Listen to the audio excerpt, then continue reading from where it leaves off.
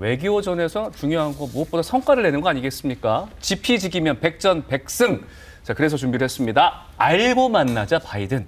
자, 바이든 전문가 이승원 시사평론가 모셨습니다. 안녕하십니까? 안녕하세요. 네, 이승원입니다. 바이든 대통령 가족보다 바이든을 더 잘하는 전문가라고 해서 이거 모셨습니다. 네. 맞는 거죠?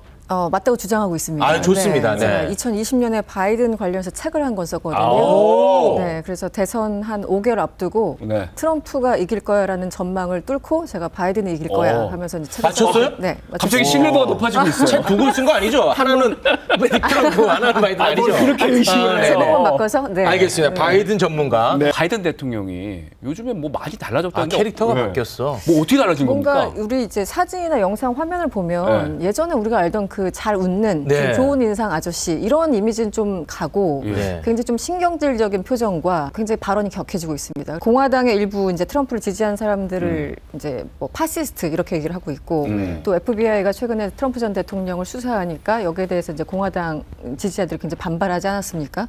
그래서 뭐 테러 위협까지 있었는데 여기에 대해서 또 역겹다 이런 표현까지 쓰면서 굉장히 거칠어졌어. 공개적인 장소에서 발언이 굉장히 수위가 높아지고 있는 게 사실이죠. 네, 바이든 대통령이 약간 트럼프스럽게 변해가고 있는 그 이유가 분명히 있지 않겠습니까? 여기를 보시면 네, 중간 선거가 있습니다. 올해 11월에 이제 중간 선거가 있죠. 그 중간에 이뤄지기 때문에 집권당이나 현직 대통령에 대해서는 굉장히 심판하는 그런 선거예요. 우리도 이제 왜 총선하면 그렇지 않습니까? 뭐 상하원 다 바뀌고 뭐 이런 그렇습니다. 겁니까? 그래서 상원은 이제 100명 중에서 3분의 1 정도가 바뀌고 예. 6년 임기니까. 그리고 하원은 435명이 있는데 전원이 다 교체가 됩니다. 네. 중요하네요. 그리고 주지사도 교체하고 또 시장도 교체하기 때문에 굉장히 큰 선거고, 그래서 지난 100년간 되돌아봤을 때 상하원을 모두 그 승리한 것, 그러니까 집권당에서 딱 2차례밖에 없었어요. 근데 지금 바이든 대통령이 지금 상황이 안 좋은가 보죠? 지지율이 그래도 이제 초반만 해도 괜찮았어요. 작년 1월에 취임했잖아요. 그런데 아시겠지만 지난해 8월에 아프가니스탄 철군이 있었죠. 근데 굉장히 참혹하게 지금 급하게 도망가는 듯한 그런 모습을 보였잖아요. 예. 네. 그 이후에 이제 코로나도 장기화되고 올해 들어서 또 인플레이션도 있고 우크라이나 전쟁 때 뭔가 한 방을 보여주지 못하는 듯한 그런 여러 가지 것들이 쌓이면서 네. 지난 5월부터는 한 36% 굉장히 아이고. 낮은 수치를 지지율이 기록합니다. 많이 났네. 그렇습니다. 이 36%가 트럼프 대통령이 한참 인기 없을 때 30% 초반이었거든요. 네. 그래서 비슷하게 지금 둘이 이제 비교 당하는 것 자체도 기분 나쁜 거예요. 일단 바이든 대통령 입장에서는. 그래서 마음이 굉장히 급해진 거죠. 중간 선거. 결국은 이제 그 지지율 반등을 노려서 네. 중간 선거에 어느 정도는 이제 선방해 내야 되지 않겠습니까? 그렇죠. 거기에 따른 어떤 전략을 지금 뭐로 잡고 있는 겁니까? 그게 일종의 트럼프 따라가기로 전략을 잡은 것 같아요. It's all about made in America. The philosophy of my administration is simple. If we can build it, grow it, or make it in the United States, we will. Today, if you want an electric vehicle with a long range, you can buy one made in America. I believe we can own the future of manufacturing. American manufacturing is back. Detroit is back. America's back. 똑같네요. 메이드 인 아메리카. 미국에서 뭐 만들겠다. 그래서 노동자 계층 그리고 이제 중산층이 워낙 중요한 지지층이지 않습니까? 그래서 이 표를 끌어들이기 위해서 3가지 요술 구술을 사용하고 있는데 네. 바로 첫 번째가 반도체법입니다. 반도체법. 이 뭡니까? 이 반도체법은 반도체 공장을 미국에 짓는 그런 기업에 대해서 세액 공제를 25%까지 해준다는 거예요.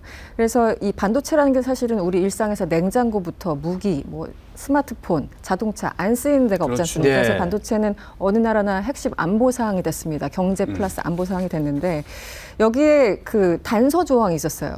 이 지원금을 주겠지만 만약에 지원금을 받는 기업들은 중국에 이 첨단 반도체 공장을 지으면 안 되라는 가드레일이라는 조항을 달아놓은 겁니다. 그래서 10년 동안의 그 어떤 반도체의 어떤 그 기득권을 본인들이 이제 주도권 다 갖겠다라는 거예요. 미국에서 일자리를 만들겠다, 그리고 경제 안보 차원에서 이것을 획득하겠다라는 것도 있지만 결국은 중국을 또 견제하자. 이 2가지가 믹싱이 돼서 이번에 반도체 산업 육성법에 사인을 했습니다. 네. 그러면 두 번째 구술은 뭡니까? 두 번째 구슬을 보시면 요즘 네, 이거 참 골치 민감합니다. 아픕니다. 그렇죠. 예. 많이 언론에서 보셨을 텐데 인플레이션 감축법안입니다. 지난달 네. 16일에 대통령이 사인을 하면서 한박 웃음을 지었죠. 바이든 네. 대통령이. 지금 뭐 계속 자랑하고 있더라고요. 그렇습니다. 가는 데마다 인플레이션 감축법 얘기하고 있고 네. 우리나라에 콕 집어서 한국 기업과 일본 기업들이 우리의 노동자 그리고 여러 가지 좋은 환경 때문에 미국으로 돌아오고 있다. 이런 얘기를 하고 있어요. 그래서 자기 자신의 어떤 그 득표를 위해서 한국과 일본 동맹국들 열심히 세일즈하고 가고 있는 그런 상황이죠. 기분 없잖아. 근데 안 네. 도와줘요. 네, 안 없잖아요. 기본적으로 미국에서 만들어지고 생산되는 그 배터리에 대해서 이제 보조금을 지불하겠다라는 것이고 예. 이 전기차 배터리. 전기차 배터리 예. 한 7년 후에는 거의 100% 다.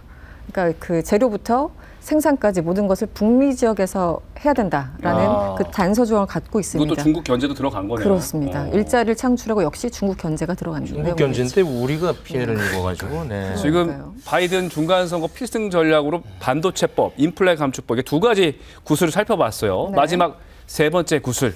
바이오 행정명령입니다. 바이오 제조 이니셔티브라고 하는데 여기 행정명령에 지난 며칠 전에 지난 12일이었죠. 여기 사인을 또 했습니다. 바이든 대통령이.